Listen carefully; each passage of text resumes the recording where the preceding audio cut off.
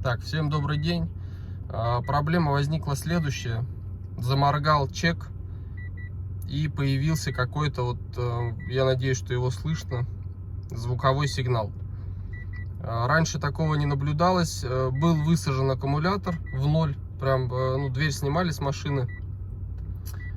И лампочка съела весь заряд. Вот, собственно, вчера поставил на зарядку. Всю ночь он заряжался, зарядился.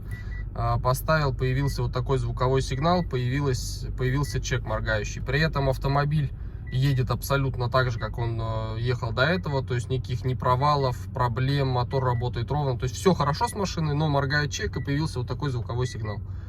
Подскажите, пожалуйста, может кто-то с этим сталкивался, может кто-то знает, что это такое. Причем он наблюдается и на заглушенном автомобиле в том числе.